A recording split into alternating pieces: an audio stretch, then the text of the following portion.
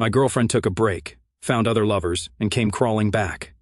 But I walked away strong and refused to be her backup in this shocking story. You ever have someone flip your entire world upside down over takeout and a Netflix episode? Because that's exactly how my 5-year relationship with Elena started crumbling on a regular Wednesday night. Nothing special about it, just me, her, and some leftovers from our favorite Thai place. But that's when she hit me with those ridiculous words, "I think we need a break." Now, I'm not the kind of guy who panics easily. I've built my life with steady hands. I own my house, have a solid career in IT, and like to keep things simple. That's why her little announcement threw me off for like half a second. Then it clicked. Elena wanted space. Fine, I thought. Let her have it. But she wasn't going to have it under my roof. I kept calm, though. I put my fork down, looked her dead in the eye, and said, "Okay, if you need a break, take it. But this is my house, so you'll have to pack your things and figure out where you're staying." The way she blinked at me, you'd think I'd suggested she move to another planet. "Wait, seriously?" she asked. Yeah, seriously. What did she expect? For me to stick around while she found herself? If someone's unsure about you, why should you be the one to wait around for them to make up their mind? I wasn't interested in being anyone's safety net. To her credit, she didn't argue much. Maybe she thought I'd fight for her to stay or beg for an explanation, but I wasn't about to beg anyone to be in my life, not even Elena. By the end of the night, she packed a suitcase and called her sister to come pick her up. She stood at the door for a moment, looking like she wanted to say something, but I just opened the door and held it for her. That's the thing. If someone wants to leave, you let them. You don't hold on tighter and make them feel trapped. You let them go. Once the house was quiet, I sat in the living room staring at the half-eaten pad thai on the coffee table. It didn't feel like some huge emotional scene. It was more like a shrug moment. I wasn't heartbroken or devastated. I was just annoyed. I'd built this life where Elena had every opportunity to be happy, and instead of talking to me about whatever was bothering her, she decided to take the easy way out, a break. The next day, I packed up the few things she'd left behind, some toiletries, a couple of her favorite hoodies she always stole from me, and her dog-eared copy of Pride and Prejudice. I put everything in a box and stuck it in the hallway closet. If she wanted her stuff back, she could ask for it. I wasn't going to chase her down with a care package. Life without Elena didn't change much at first. I still got up at 6 a.m., went to the gym, and spent my days working on client projects. The house was quieter, but that wasn't necessarily a bad thing. I had more time to think, more time to focus on myself. It wasn't like I didn't care about Elena. I just wasn't going to let her absence throw my entire life off balance. What did throw me off, though, was how easily she'd walked away. I started replaying the past few months in my head, wondering if I'd missed something. Were there signs she was unhappy? Were there moments I should have noticed her pulling away? I didn't think so. Our relationship wasn't perfect, but it wasn't on life support either. We didn't fight much, and when we did, it was over dumb stuff, like what to order for dinner or who left the toothpaste cap off. Normal couple things. Elena had never mentioned feeling stuck before. She never gave me any real warning that she was thinking about taking a step back. She just decided. And that's what annoyed me the most. Relationships are supposed to be partnerships. You don't just decide unilaterally to hit pause. You talk. You figure it out together. But she didn't give me that chance. She made her decision and expected me to sit around twiddling my thumbs until she was ready to come back. No thanks. Over the next few days, I started hearing from friends and family who'd caught wind of what happened. My sister called me first.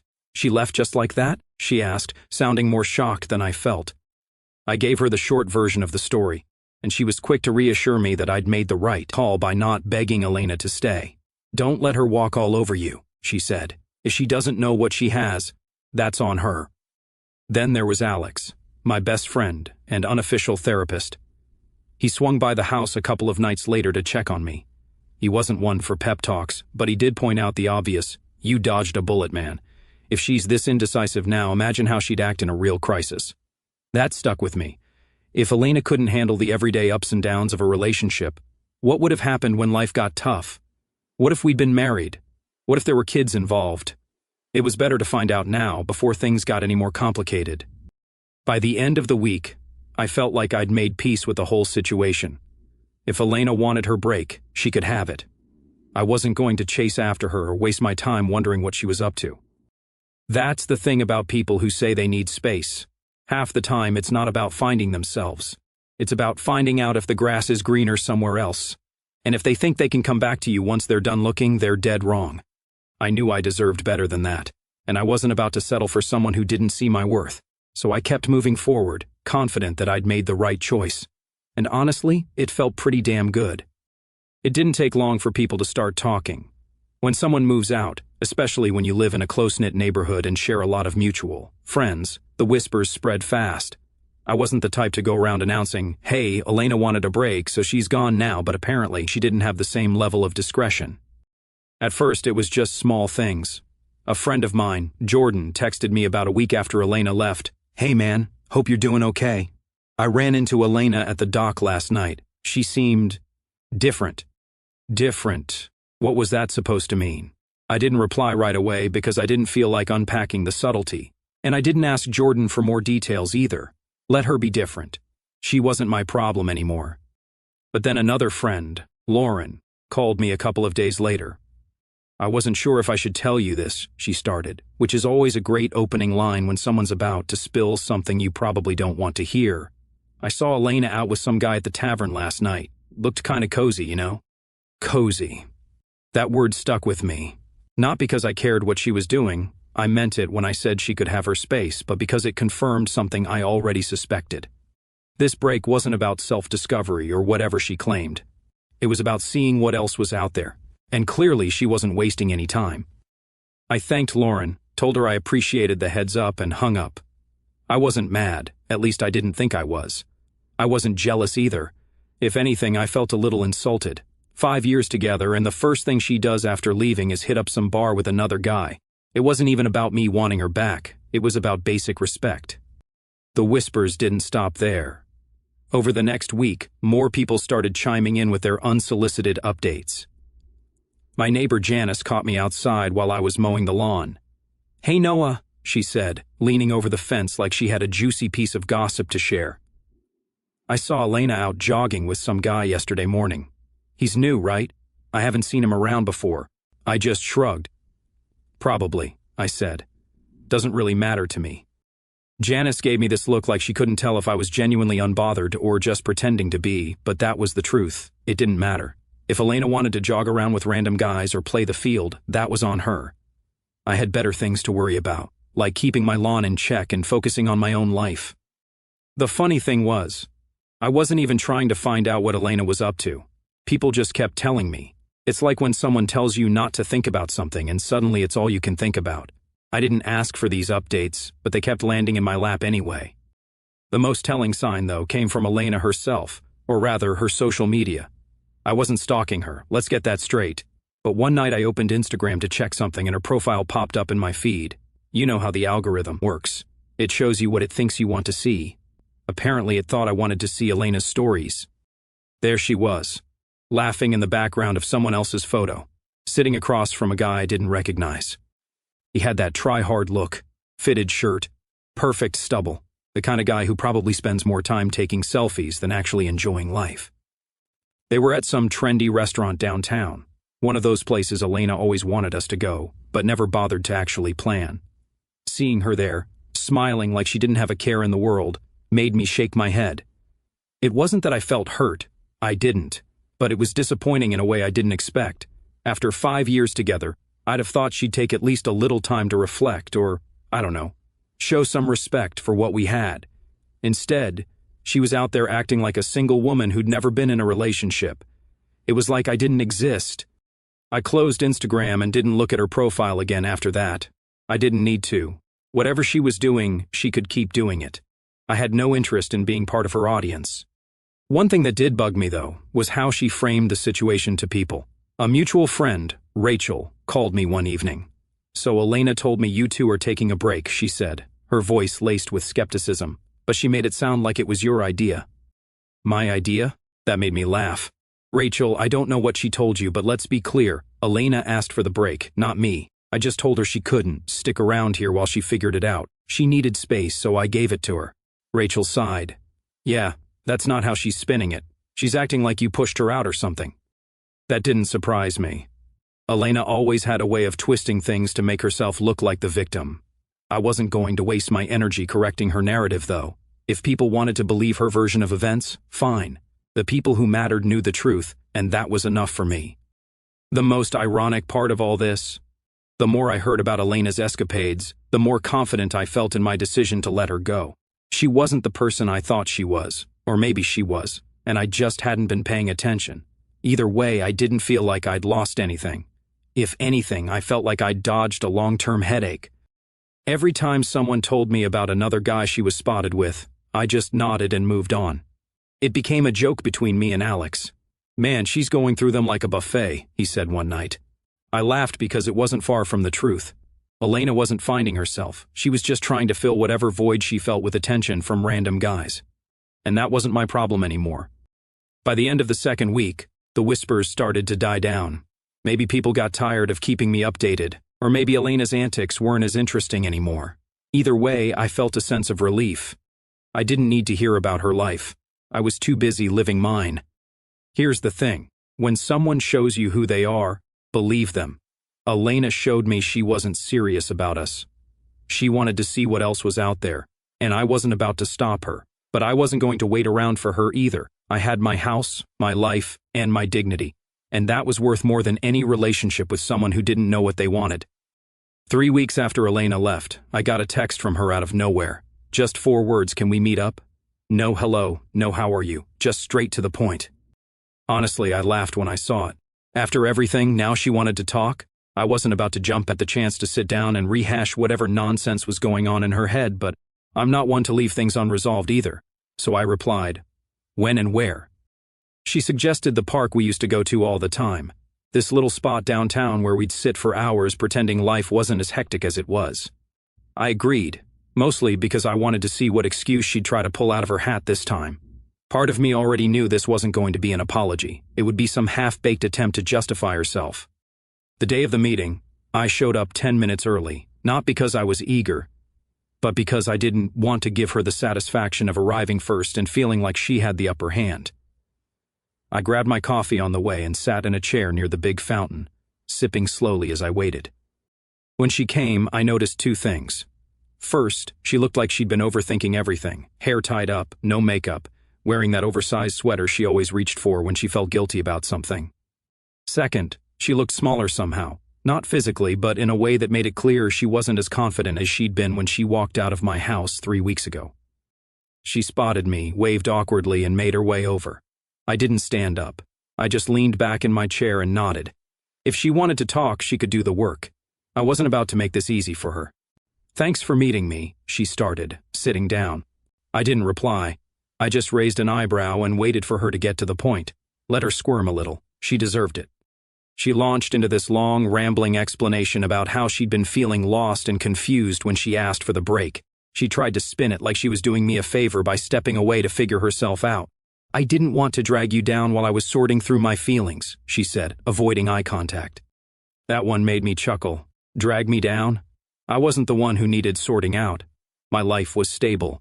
You were the one who couldn't figure out what you wanted. And somehow you managed to convince yourself that leaving was a selfless act. "I just needed time," she continued, "to see if I could be the best version of myself. For us. For us. Like she'd been doing all this soul-searching for my benefit." I almost rolled my eyes.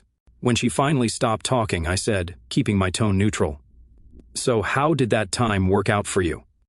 That threw her off. She blinked a few times, clearly not expecting me to be so blunt. "It's been enlightening," she said hesitantly. "I realized that I was taking you for granted, that I wasn't appreciating everything you bring to the relationship." I didn't say anything, just nodded for her to continue. I wasn't about to help her dig herself out of this hole. "And, she added, her voice getting quieter, "I made some mistakes during the break." Mistakes. That was the word she chose. Not choices or decisions, but mistakes. Like everything that happened was some kind of accident. "I heard about your mistakes," I said calmly, not letting any emotion show. "People talk, Elena. I know about the bar, the restaurant, the jogging partner." Her face turned red and she started stammering. "I didn't mean for it to happen like that. I thought I needed to see if I was missing something." I shook my head. "You weren't missing anything. You had everything you needed and you threw it away to see if you could find someone better. That's on you." She looked like she wanted to cry, but I didn't care. I wasn't going to comfort her. She was the one who chose to walk out. and now she had to deal with the consequences. "I realize now how much I care about you," she said, her voice shaky. "I want us to work things out. I want to come home." There it was, the big reveal. She wanted to come back, but not because she'd suddenly realized my worth. Because the fantasy she'd been chasing didn't live up to her expectations. Maybe the guys she was seeing didn't treat her the way I did. Maybe they weren't as patient or as stable. Whatever the reason, it didn't matter. She wasn't asking to come back because she loved me. She was asking because I was her safe bet. "No," I said simply, leaning back in my chair. She blinked, clearly not expecting that response. "No," I repeated. "That's right. You wanted a break, and you got it. But you don't get to walk back into my life just because things didn't go the way you thought they would." She tried to argue, to plead her case, but I wasn't interested. I stood up. "Take care of yourself, Elena," I said before leaving. I didn't look back. I didn't wait to see if she'd follow me or call after me. As far as I was concerned, that chapter was closed. She'd made her choices, and now she had to live with them. If there's one thing I've learned from this, it's that you can't let someone treat you like an option. If they don't know your worth, you don't need to stick around waiting for them to figure it out. You move on, and you don't look back. And that's exactly what I plan to do. After that park meeting with Elena, I felt like a weight had been lifted. It wasn't just about turning her down or walking away. It was about reclaiming my own sense of worth. I hadn't realized how much I'd been carrying since she first said she needed a break, but now I was done. No second guessing, no lingering doubts. The very first thing I did when I got home was clear out the hallway closet. That box of her stuff? It all went into the trunk of my car. I drove straight to her sister's place and left it on the porch without a word. No text, no note. She could deal with it on her own time. I wasn't about to have her lingering in my space any longer than necessary. Over the next few days, I started settling into a new rhythm. My house felt different without Elena's presence, but not in a bad way. It was quieter, sure, but also more peaceful. I didn't have to worry about her passive-aggressive sighs when I left a dish in the sink or her endless stream of suggestions about how I could improve the house. The house was mine again, and I made it a point to make it feel like mine. I rearranged the furniture in the living room, replaced the throw pillows she'd insisted on buying, and even swapped out the shower curtain. Small changes, but they made a big difference. Every little adjustment felt like a step toward reclaiming my space. One night, Alex came over to hang out. He hadn't seen the house since Elena left, and the first thing he said when he walked in was, "Man, it feels way better in here now. Like, I don't know, lighter." I laughed. "Yeah, it's amazing what happens when you take out the source of the negativity." He smirked. "Dude, you're thriving, and I'm here for it. What's the plan now? Bachelor pad vibes?" I shook my head. "Nah, I'm not turning this into some party house. I just want to focus on me for a while, you know? Get back to what makes me happy." Work became another area where I really started to thrive. Without the constant distractions of a messy relationship, I found myself diving deeper into projects and actually enjoying them again. My focus was sharper, my productivity shot up, and I started getting recognition for it. My boss even pulled me aside one day to say, "Whatever you're doing differently, keep it up. It's paying off." Funny how cutting the dead weight from your personal life can make everything else fall into place. The real shift, though, was mental. I started noticing how much clearer my head felt without Elena's drama taking up space. I wasn't constantly questioning myself or trying to figure out what she wanted or needed. I wasn't worrying about whether something I said or did would set her off. Of course there were still moments where I thought about her. It wasn't like she'd completely disappeared from my mind, but those moments were fewer and farther between as the weeks went on. When I did think about her, it wasn't with anger or sadness. It was more like indifference.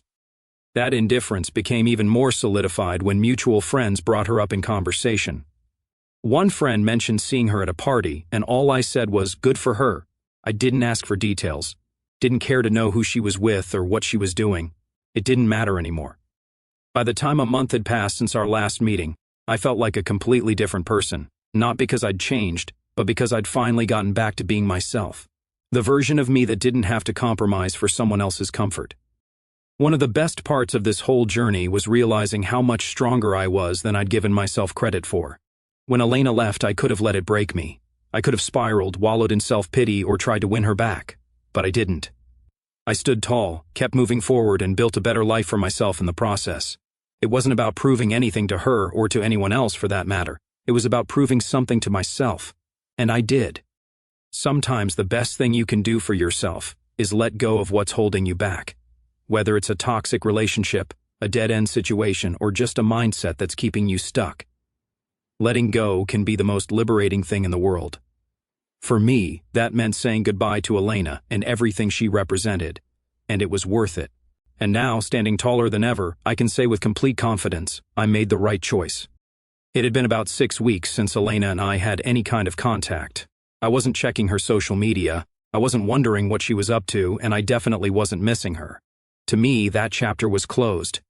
So when I got a text from a random number saying, "Hey, this is Ryan, can we talk? It's about Elena," I almost didn't respond. Ryan? Who the hell was Ryan? I wasn't interested in any drama, and the idea of getting sucked into Elena's orbit again made me shake my head. But curiosity had me.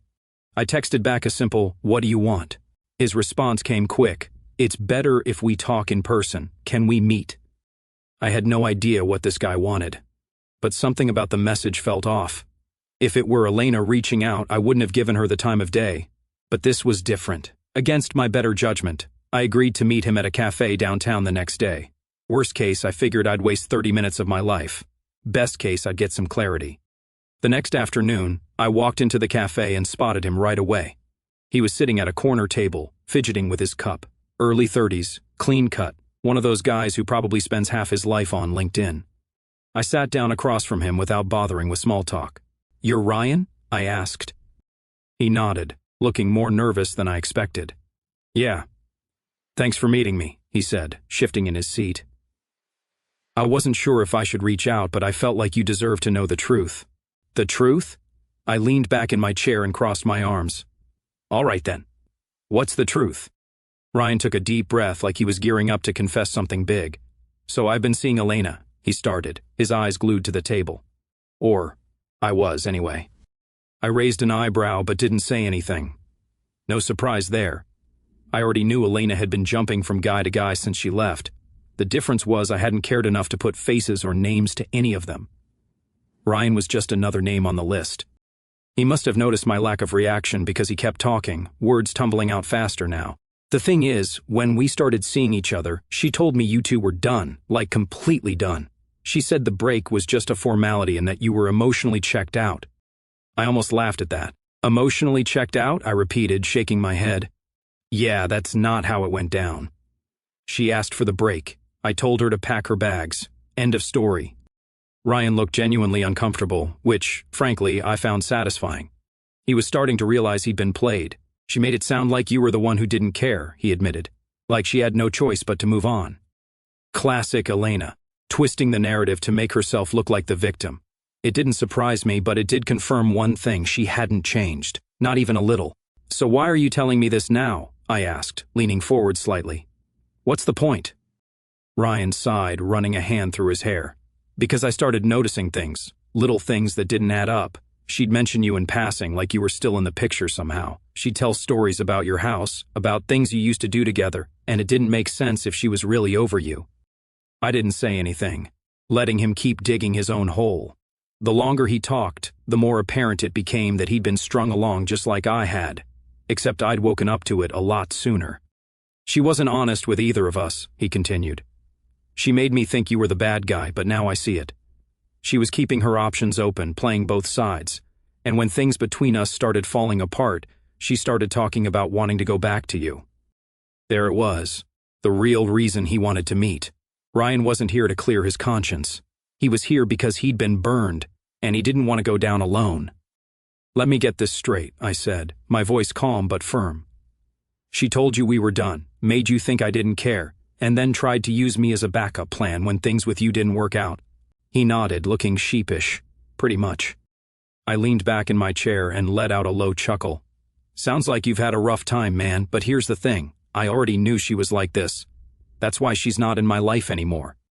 Ryan looked surprised, like he expected me to blow up or feel betrayed. But why would I? Elena had shown me exactly who she was. I didn't need Ryan to validate what I already knew. For a moment, we sat there in silence. Ryan fidgeted with his cup again, clearly unsure of what to say next. Finally, he looked up at me and said, "I just thought you should know. I didn't want you to think you were crazy or anything." "Crazy," I repeated with a smirk. "I'm not the one who got played. I saw through her the moment she asked for that break. You, on the other hand, I let the sentence hang, letting him feel the weight of his own choices. To his credit, Ryan didn't try to defend himself. He just nodded, like he knew he'd screwed up by getting involved with her in the first place. When we finally stood up to leave, he hesitated for a moment before extending his hand. I considered ignoring it, but decided to shake it anyway. No point in holding a grudge against someone who was just as much a victim of Elena's games as I'd been. "Good luck," he said, his voice quiet. "I hope you find someone who deserves you." "You too," I replied, though I wasn't sure he'd learned his lesson yet. On the drive home, I couldn't help but laugh at how messy the whole situation had become. Elena thought she could keep both of us on a string, but instead she ended up with neither. It was poetic, really. She'd played herself. After my little chat with Ryan, I was done. Done with Elena, done with her drama, done with everything that even remotely involved her. I'd thought the door had already been closed when I walked out of that park, but meeting Ryan put the final nail in it. The confirmation that she had been stringing both of us along, that was all I needed to wipe my hands clean of her nonsense for good. But of course, Elena wasn't about to let things end quietly. A couple of days later, she texted me again. "Hey, can we please talk? I've been doing a lot of thinking and I really want us to work this out." I didn't even bother replying. What was there to talk about? She didn't get to come crawling back just because things didn't work out the way she wanted. Silence was the only response she deserved. Ignoring her didn't stop her from trying, though. Over the next week, she sent more texts. Some were apologies full of self-pity and regret. "I know I messed up. I wish I could take it all back." Others were attempts to guilt me into responding, "I just need closure. Don't I deserve that?" No, she didn't. Closure wasn't something I owed her. Then came the calls. I'd see her name pop up on my phone screen, and every time I'd hit decline without a second thought. It was almost laughable how desperate she was getting. She'd burned every bridge between us, and now she was scrambling to rebuild them with empty words. I wasn't buying it. One night she showed up at my house. I was in the middle of a woodworking project in the garage when I heard a knock at the door. At first I thought it was Alex dropping by unannounced like he sometimes did, but when I opened the door and saw Elena standing there, I sighed. She looked different, not in the "I've been working on myself" kind of way, but in the "I'm not handling this well" kind of way. Her hair was messy, her eyes were red, and she had this pitiful look on her face that might have worked on someone else, but not me. "What do you want, Elena?" I asked, leaning against the doorframe. She hesitated, probably trying to come up with the perfect thing to say, but all that came out was, "I miss you." I almost laughed. Miss me? The guy she thought she could keep on standby while she tested out her little flings? "Yeah, no thanks. I don't know what you want me to say," I told her. "You made your choice, and I made mine." "I made a mistake," she said quickly, her voice trembling. "I thought I needed something different, but I didn't. I had everything I needed, with you, and I was too blind to see it." I crossed my arms and gave her a long, hard look. "You think you can just show up here, say a few nice words, and I'll forget everything you did? That's not how it works, Elena." She started to cry then, tears streaming down her face as she tried to plead her case. I didn't know what I was doing. I was confused, and I got caught up in my own head. "I'm sorry, Noah, I really am. Can't we just start over?" Her tears didn't move me. They might have worked on Ryan or whatever other guy she'd been messing with, but I wasn't about to fall for it. Starting over wasn't an option. "I'm not interested," I said firmly. "You wanted space. You got it. You wanted to explore other options. You did. Now you're dealing with the consequences of your actions. That's not my problem." She stood there for a moment, stunned into silence, then tried one last angle. "What about everything we built together? Doesn't that mean anything to you?" "It did," I said, my voice calm but firm. "I don't hate you. I'm not angry anymore. But I'm not going to let you back into my life just because you realized you made a mistake. You need to move on, Elena. I have." Her face crumpled, and for a moment I thought she was going to argue again, but instead she just nodded, wiping her tears with the sleeve of her hoodie. "I'm sorry," she said quietly. "For everything." I didn't respond. What was there to say? I closed the door as she walked away, not bothering to watch her go. I felt nothing. No sadness, no anger, no regret. Just relief.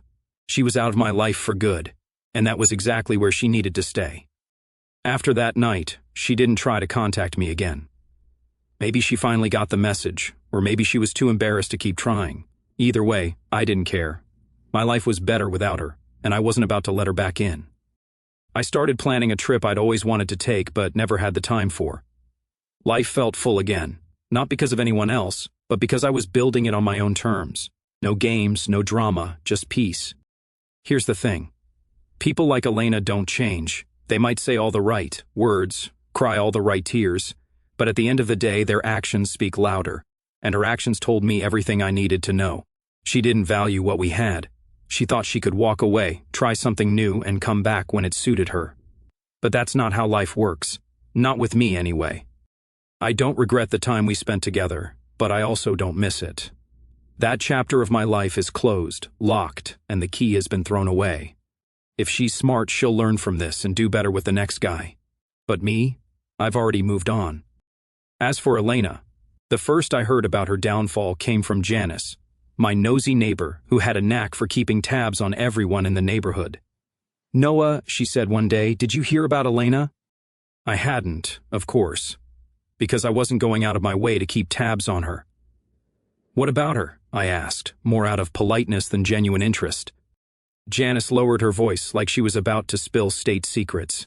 Apparently, she lost her job, something about messing up a big project and getting into it with her boss. I just nodded, not bothering to say much. I wasn't going to gloat about her misfortune, not out loud anyway. Over the next couple of weeks, more stories about Elena started trickling in, each one worse than the last. First it was the job. Then I heard through a mutual friend that her living situation wasn't going well either. Turns out she'd been staying with her sister after our breakup, and things had gotten tense. Her sister apparently got tired of Elena's freeloading and told her she needed to find her own place. From what I gathered, Elena wasn't exactly drowning in options. She'd burned a lot of bridges, and most of the people she'd leaned on in the past weren't interested in helping her anymore. She ended up renting a room in some sketchy apartment across town, far from the cushy life she'd been used to. Inside, I couldn't help but feel a little vindicated. She'd been so eager to walk away from the stability I'd offered her, only to end up sinking her own ship. And that, Reddit, is the story of how I finally got my peace back, by refusing to be anyone's second choice.